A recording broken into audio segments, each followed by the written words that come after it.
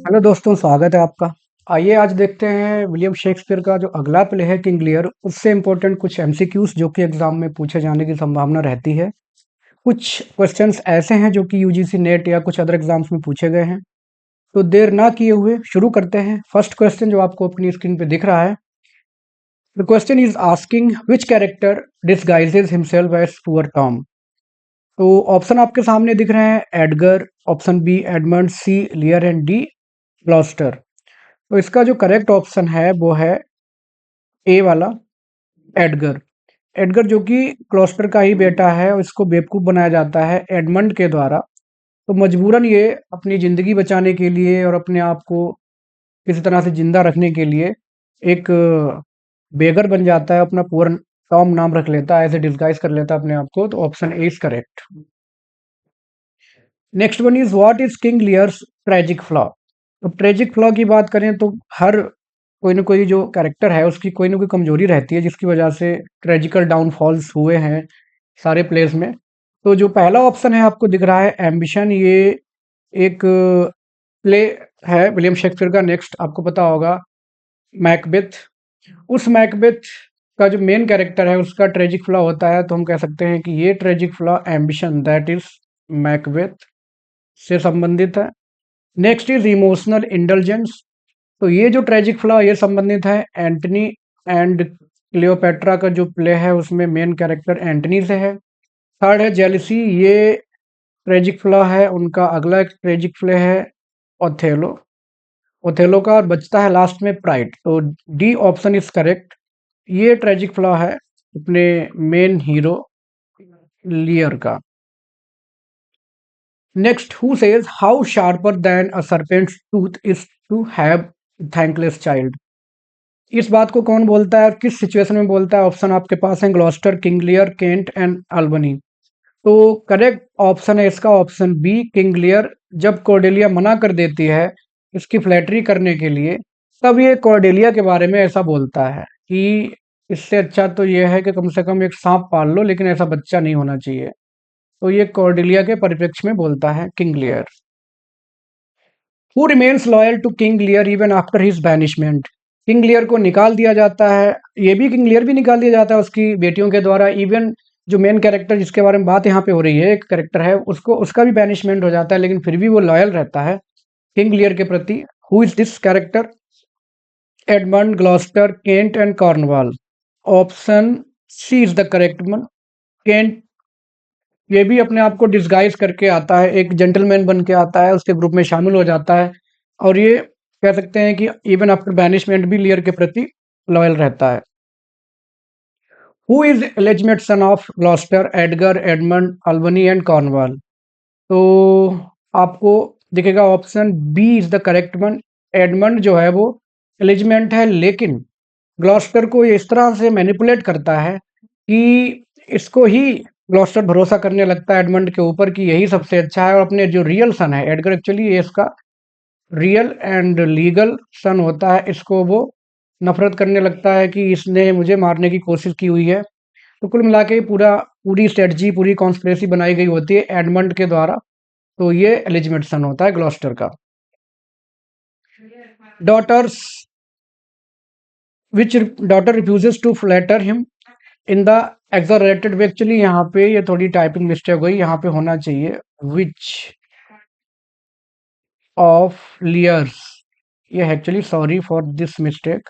Which of Lear's daughters refuses to flatter him in the accelerated way. तो option आपके पास Cordelia. Actually ये यहाँ पे आ गया है, ये थोड़ा सा एक्चुअली बच्चे ने थोड़ा गड़बड़ कर दिया, सॉरी फॉर इट। ये वाला क्वेश्चन वहाँ पे ऊपर होना चाहिए। ऑप्शन आपके पास कॉर्डेलिया, ऑप्शन भी एक गायब हो गया है, Goneril and Ophelia. And sorry for this mistake guys. Option आपके पास जो है उन्हीं में से आप सिलेक्ट करिए। तो ऑप्शन ए करेक्ट है। कॉर्डेलिया ही मना कर देती है कि मैं आपको उतना प्यार करती हूँ जितनी कि एक डॉटर को अपने पिता से करना चाहिए, मेरे अंदर कोई ऐसी बात नहीं है। और ये जो दो रहती हैं, गोनेरिल और रीगन, ये बहुत ज़्यादा ड्रामा करती हैं, बहुत फ्लैटरी करती हैं, किंग लियर इस बात को समझ नहीं पाता है। बी ऑप्शन यहाँ पे आ गया, रीगन। तो option A is the correct one. Who acts as observer, narrator and commentator in the play? Kent, Gloucester, Lear, fool.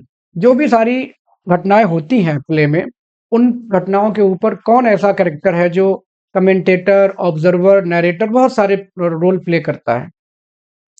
Option D is the correct one. Fool कहने के लिए तो फूल है, लेकिन आपको पता होगा कि William Shakespeare he is known for his wise fools. नाम फूल होता है, लेकिन they are all very wise persons, और उनके फिलोसफिकल आइडियाज बहुत ज्यादा पॉपुलर रहे हैं। Next, who says I am a man more sin against than sinning. ये काफी प्रचलित कोट है इस प्ले का, कई बार कुछ एग्जाम में पूछा गया है। ए बी सी डी में लियर, फूल, केंट, ग्लॉस्टर।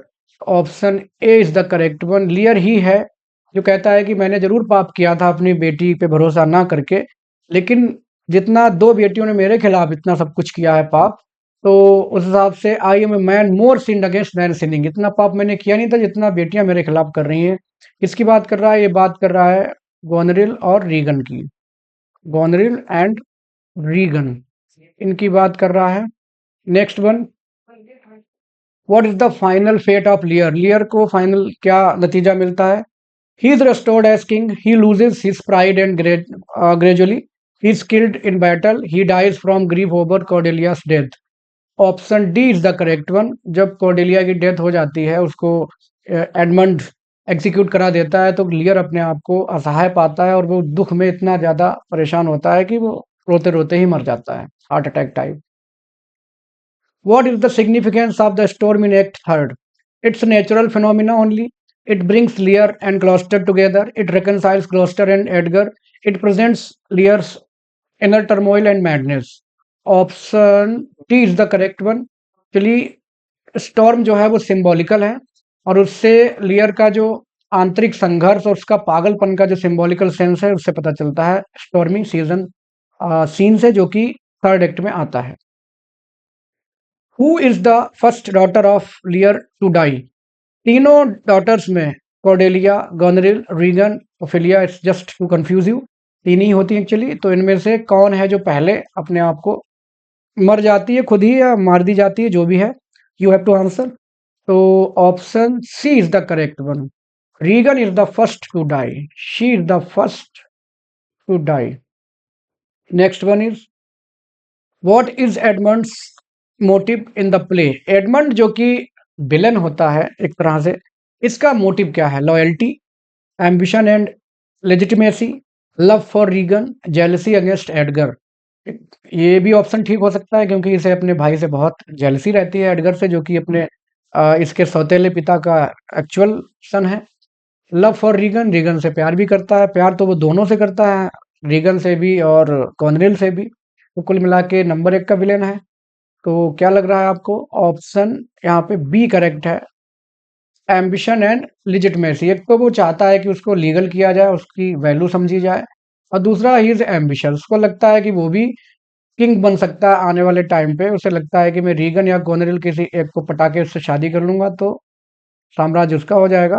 कुल मिला के एम्बिशन और लिजिटमेसी, जो चाहता है कि उसको एक लिजिटमेट सन का दर्जा दिया जाए, जो कि नहीं दिया जा सकता क्योंकि already he is legitimate. What literary device is the storm in the act third example of? Storm में जो सिंबॉलिकल सेंस है उसमें क्या दिखाया जाता है? पैराडॉक्स, एलिगरी, आयरनी, सिंबोलिज्म, यहाँ पे होना चाहिए। तो ऑप्शन डी ही करेक्ट है, क्योंकि जो स्टॉर्म है एक्ट थर्ड में, इट इज सिंबल ऑफ, मैंने अभी क्वेश्चन इससे पहले डिस्कस किया है, it is the symbol of inner turmoil. Inner turmoil मतलब आंतरिक संघर्ष का सिंबल है एक्चुअली ये स्टॉर्म सीन एक्ट थर्ड में। Who says speak what we feel not what we are to say. हमें वही बोलना चाहिए जो हम महसूस करते हैं, ना कि वो जो हमें बोलना चाहिए। लियर, Albany, Kent, Edgar. Who is the correct, which is the correct option? Edgar is the correct option. Edgar कहता है कि हमें वही कहना चाहिए, मतलब इसका सेंस यहाँ पे है ट्रूथफुलनेस से। We should be true to our emotions. Who commits suicide off stage. Off stage कौन, किसकी खबर मिलती है कि वो मर गया या मर गई? Cordelia, Lear, Goneril, Regan. तो option C is the correct one. Goneril गुस्से में चली जाती है अपने हस्बैंड से लड़के, जब उसको लगता है कि उसकी सारी प्लानिंग फेल हो गई। अल्बनी एक्चुअली सुधर जाता है थोड़ा सा। तो she is the character who dies off stage. Who says thou shouldst not have been old till thou hadst been wise. आपको जब तक बूढ़ा नहीं होना चाहिए जब तक आप बुद्धिमान ना हो जाएं। काफी फिलोसफिकल और काफी प्रैक्टिकल बात भी है देखा जाए, कि आप कहने के लिए आप बूढ़े हो गए, बुजुर्ग हो गए, उम्र आपकी बढ़ गई, लेकिन आपको दुनियादारी की समझ ही नहीं है, मैच्योरिटी आपके अंदर नहीं आई, तो काहे का बुढ़ापा, काहे की आपकी बड़ी उम्र। तो ये बात कौन बोलता है? फूल, लियर, ग्लॉस्टर या एडगर। तो इसका करेक्ट ऑप्शन है फूल। जैसा कि आपको पता है, William Shakespeare is known for wise fools. Wise fools के लिए वो जाने जाते हैं। तो फूल इस बात को बोलता है कि आप जब बूढ़े हो जाएं लेकिन बुद्धिमान नहीं हो जाएं तब तक आपको बूढ़ा नहीं होना चाहिए। What theme is not central to the play. कई सारी थीम्स कवर की जाती हैं प्लेस में, उसी हिसाब से इसमें भी है। तो कौन सी नहीं कवर की गई? Justice, nature versus nurture, political satire and madness. तो justice, nature, political satire, madness, option C is the correct one. Political satire जैसा यहाँ कुछ भी नहीं है। बाकी जस्टिस भी दिखाया गया है, नेचर वर्सेस नर्चर, मैडनेस, सारी थीम्स कवर की गई हैं। Who says the wheel is come full circle. इस बात को कौन बोलता है कि पूरा चक्र घूम के वापस आ गया है? जैसे नहीं कहते life is full circle. Edmund, Edgar, Albany and Kent. Who is the correct option? तो इसका ऑप्शन है एडमंड। जब एडमंड मरने वाला होता है एक तरह से, तब इस बात को वो रिग्रेट में बोलता है। He is sorry regretting, he is regretting. तब वो इस बात को बोलता है कि अंततः जिंदगी फुल सर्कल में आ गई, मतलब जो मैंने किया था वो मुझे वापस मिल रहा है। Which theme does the sub plot of the play have. Sub plot क्या है? एक तो मेन प्लॉट है लियर उसकी डॉटर्स को इन्वॉल्व करता हुआ, सब प्लॉट है एडमंड, ग्लॉस्टर, एडगर को इन्वॉल्व करता हुआ। उससे कौन सी थीम है? Love, hate, madness and kingship, deception and betrayal. तो option D is the correct one, deception and betrayal. क्योंकि एडमंड ही इसका मेन विलेन है और वो ही पूरी सिचुएशन क्रिएट करता है। तो deception and betrayal is the theme of sub plot. What are the last words of Lear for Cordelia. मरते हुए कॉर्डेलिया मर ही चुकी है, लियर भी मरने वाला है, तो वो क्या बोलता है? For give me, stay a little, she is gone forever, we two alone will sing like birds in the cage। तो इसका करेक्ट ऑप्शन है C, she is gone for ever. बहुत दुखी होकर के बोलता है वो। Who says as flies to wanton boys are we to the gods. जिस तरह से शरारती बच्चे मक्खियों को मारते हैं, ठीक उसी तरह से भगवान हमें मारते हैं, हमें उस तरह से खेलते हैं, छेड़ते हैं, परेशान करते हैं। Who says Lear, Gloucester, Kent, Edgar. Option A is correct, correct. Lear जो बोलता है इस बात को। Nothing will come of nothing has been taken from Hamlet, Macbeth, much ado about nothing, king Lear. किस प्ले की ये फेमस लाइन है? Nothing will come of nothing. तो क्योंकि हम यहाँ पे बात लियर की ही कर रहे हैं तो आपको ऑप्शन चुनने में बहुत आसानी है। लेकिन अगर एग्जाम में आ जाएगा तो थोड़ा बहुत आपको कंफ्यूजन हो सकता है अगर आपने ध्यान से नहीं पढ़ा है। किंग लियर ही बोलता है जब कॉर्डेलिया उससे कहती है कि क्या प्यार कितना कर मतलब करती हो मुझे बताओ। तो कॉर्डेलिया कहती है कि मैं उतना ही प्यार करती हूँ जितना कि एक डॉक्टर को अपने पिता से करना चाहिए, वैसे ही कर रही हूँ। तो क्या वो कहता है कि तुम कुछ नहीं बोलोगी? तो कहती नथिंग। तभी ये बोलता है कि nothing will come of nothing, मतलब नथिंग बोलोगी तुम्हें कुछ नहीं मिलेगा प्रॉपर्टी में से। What does Cordelia say when asked about her love for her father. क्या बोलती है? I love you like the stars above, I can't heap my heart into my mouth, more than Goneril and Regan, I love you like the sun loves the sky. कौन सा option इसमें सही है? तो correct option is B, I can't heap my heart into my mouth. वो कहती है कि मैं अपना हृदय अपने मुंह में नहीं ला सकती। सेंस का यह है कि मैं अपनी बातों को इतना बढ़ा चढ़ा के नहीं कह सकती जिस तरह से रीगन और गोनेरिल ने कहा है। I can not flatter you. Who is the speaker? Oh, let me not be mad, not mad, sweet heaven. Kent, Edgar, Lear, Hamlet।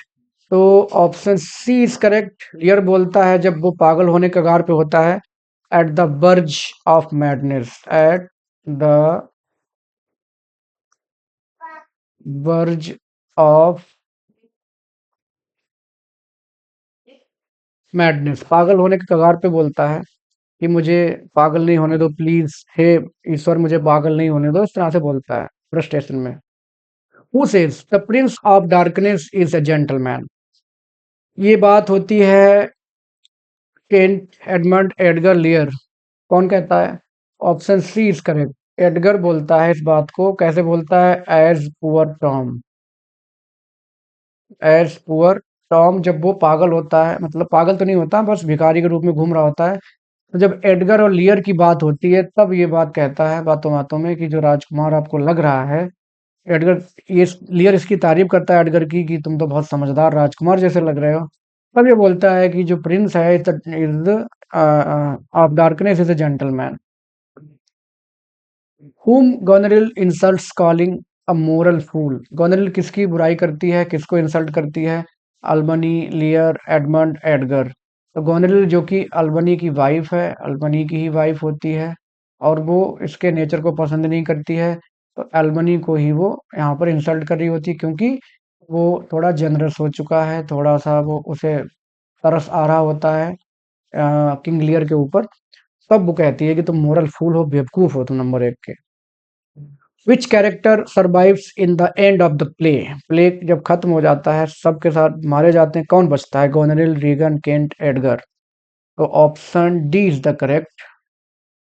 Edgar only character जो सरवाइव करता है इस ट्रेजेडी में, only character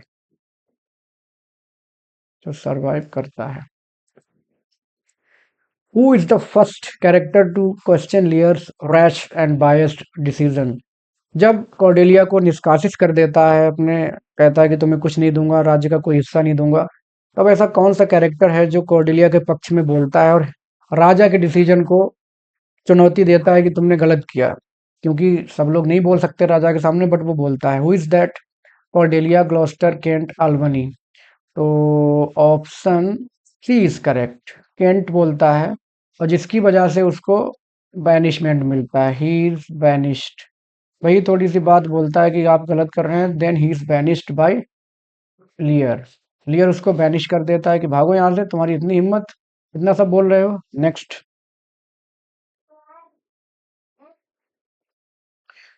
who calls Goneril a degenerate bastard? Regan, Cordelia, Lear and Kent. तो Lear ही जब होश में थोड़ा आता है, उसको लगता है उसने गलती की थी, तब उसको ये बात समझ में आती है, तो लीगर इस बात को कहता है degenerate bastard. Which critical approach calls the play as existential nihilistic? Nihilistic का मतलब हिंदी में होता है शून्यवाद। शून्यवाद मतलब जैसे कुछ नहीं बचा है, सब कुछ खत्म टाइप। तो इस थियरी, इस फिलोसफी को कौन सी क्रिटिकल थियरी इस प्ले में ढूंढती है? Marxism, feminist, psychoanalytic and absurdist. तो इसका करेक्ट ऑप्शन है जो थिएटर ऑफ अब्सर्ड, एक टर्म आता है थिएटर ऑफ अब्सर्ड, तो इसको कह सकते हैं कि एग्जिस्टेंशियल इशू की बात करते हैं ये लोग। अस्तित्व को क्वेश्चनिंग में लाते हैं कि आदमी का अस्तित्व ही पूरा बेकार है, मीनिंगलेस है। तो एग्जिस्टेंशियल इश्यूज को उठाने वाली बात है यहाँ पर। तो एब्सर्डिस्ट बात करते हैं, नाइलिस्टिक मतलब शून्यवाद की इस प्ले में। Who dies joyfully in the play? Lear, Edmund, Cordelia and Gloucester. कौन खुश होके मर जाता है अंत में? तो करेक्ट ऑप्शन इज ग्लॉस्टर।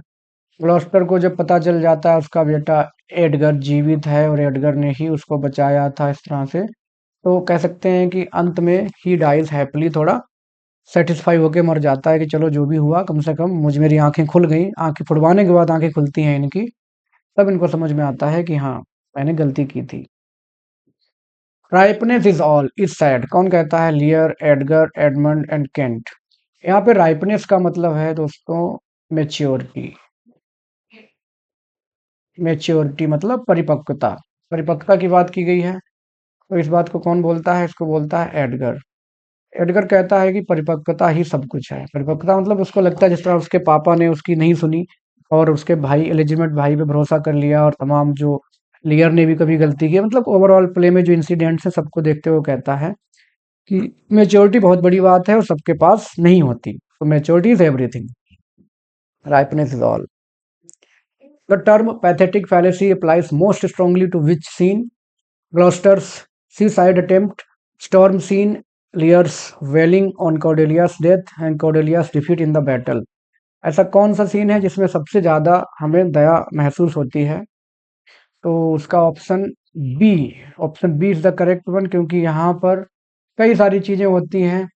लियर एक तरह से कह सकते हैं होमलेस हो जाता है, पागल हो जाता है, और उससे समझ नहीं आता, पागलों की तरह ही raves like mads and madman एंड बहुत पूरा इधर उधर उस बंजर जमीन में भागता है लाइक मैडमैन, और पता नहीं क्या क्या बोलता है। तो ये जो सीन है स्टॉर्म सीन एक्ट थर्ड में आता है, एक्चुअली ये एक्ट थर्ड में, तो ये पैथेटिक फैलेसी का सर्वोच्च उदाहरण है।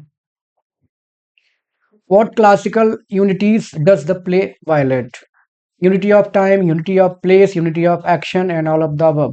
तो आपको पता होगा कि विलियम शेक्सपियर एक ऐसे राइटर हुए हैं जिन्होंने क्लासिकल ट्रेजेडी नहीं लिखी हैं, उन्होंने लिखी हैं रोमांटिक ट्रेजेडी। क्या लिखी हैं?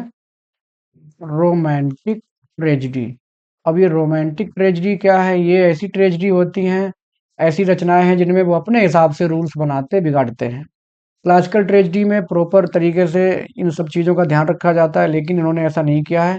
तो क्लासिकल ट्रेजेडी जो लिखी गई हैं खास तौर पे, वो किसने लिखी है एलिजाबेथन टाइम पे? वो लिखी हैं बेन जॉनसन ने। एक राइटर हुए हैं, पता होगा आपको, बेन जॉनसन, जिनका एक प्ले है every man in his humour, alchemist भी है उनका, और वॉलपोन और द फॉक्स भी है। ये सारे प्ले उन्होंने लिखे हैं।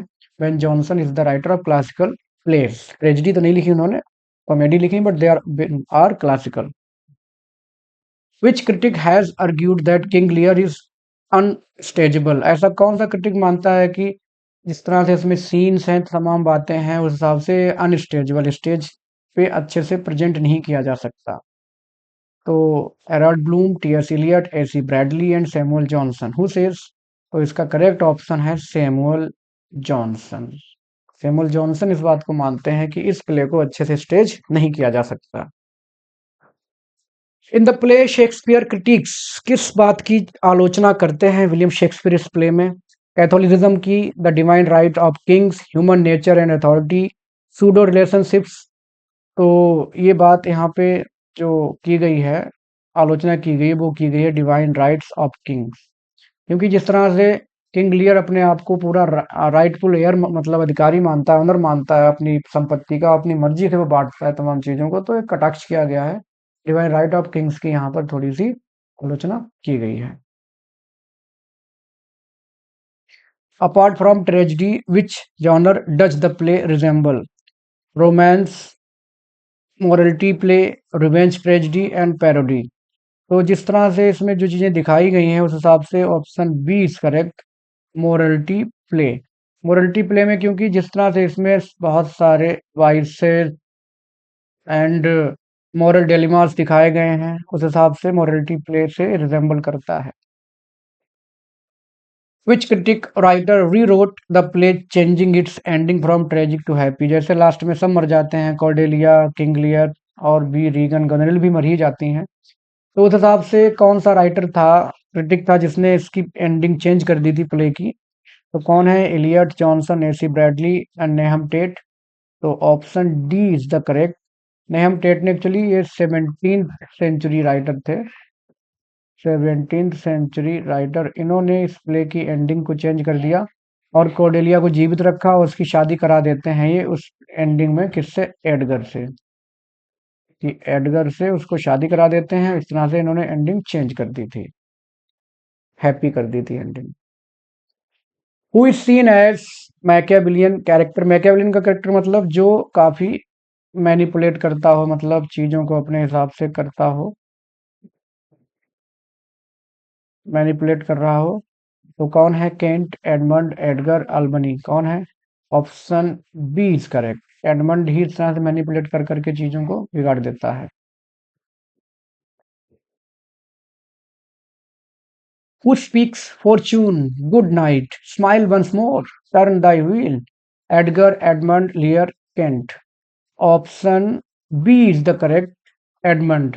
इस बात को ये बहुत ही प्राइड में बोलता है। इसको लगता है कि मेरे पकड़ में सब कुछ है। इसको लगता है कि गोनरेल इसके प्यार में पागल है और रीगन इसके प्यार में पागल है। इसको लगता है दोनों ही मेरे प्यार में पागल हैं और मैं दोनों में से किसी एक से शादी कर लूंगा, सारी चीजें हो जाएंगी, मैं राजा बन जाऊंगा। तब ये बात घमंड में बोलता है इस बात को कि fortune good night smile once more turn thy wheel, मतलब मैं तुम्हारे ऊपर कब्जा करके रखूंगा, you are under control.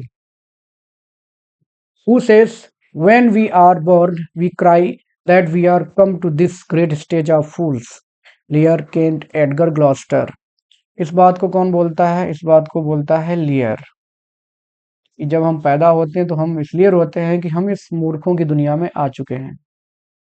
According to eco critical readings the storm represents, एक न्यू क्रिटिसिज्म में ही आता है इको क्रिटिसिज्म, जिसमें इकोना जो इकोलॉजी है उस पर ध्यान दिया जाता है। उस हिसाब से जो स्टॉर्म सीन है उससे क्या समझ में आता है?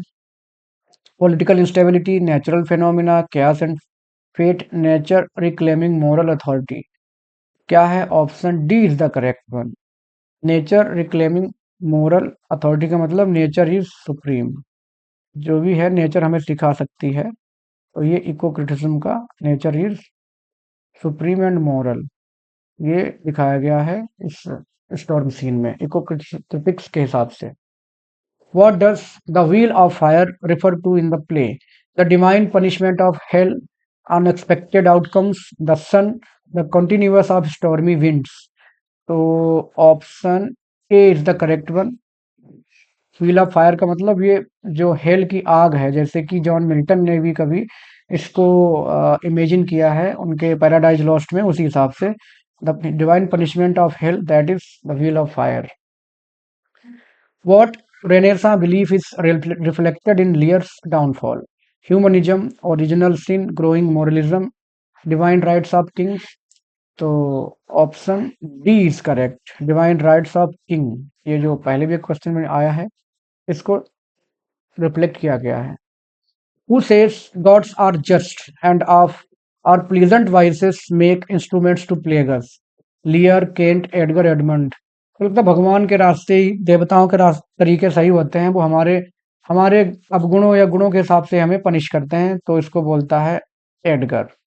Edgar is the speaker of our lines. In deconstructive readings, King Lear is about affirming moral clarity, subverting language and meaning, religious certainty, the power of monarchy. तो option B is correct, subverting language and meaning. जब Cordelia बोलती है nothing, तब Lear बोलता है nothing will come out of nothing. तो एक तरह से मीनिंग चेंज और सबवर्टिंग सब उस तरह से दिखाया गया है। That is option B is the correct one. How does the play challenge the idea of justice in Elizabethan time? Justice is delayed, denied or delayed. Nobles are punished only. Truth always trumps. Divine intervention is visible. तो option A is correct. Justice या तो deny कर दिया जाता है या delay. अब जैसे कॉर्डेलिया की कोई गलती नहीं होती, वो भी मारी जाती है। ग्लॉस्टर की भी गलती नहीं होती। कुल मिला के बहुत सारे करेक्टर्स को कह सकते हैं कि बायस तरीके से पनिश किया जाता है। तो या तो डिनाई कर दिया जाता है जस्टिस या delay. The fool calls Lear nuncle which means, nuncle का मतलब क्या है? Father, noble uncle, king and wise man. तो option B is correct, noble uncle. Nuncle का मतलब noble uncle. According to Jane Cott, King Lear is Christian tragedy, one of the greatest Elizabethan play, a moral allegory, an absurd tragedy about meaningless suffering. Which is the correct option? Option D is the correct one. An absurd tragedy about meaningless suffering. ये critic हैं John Jain cot, जिन्होंने इस play को ऐसा माना है। Last question, which is the primary source of the play? Plutarch's Lives, Ecclesiastical History of Britain, Arcadia, Historia Regum Britanniae, Lear of Britain। तो option D जो है वो करेक्ट है, Historia Regum Britanniae. This is the correct option. तो दोस्तों ये थे 50 important MCQs from King Lear. I hope the video is helpful for you for your preparation. मिलते हैं किसी नेक्स्ट वीडियो में। Thanks for watching. You can like, subscribe, share the channel.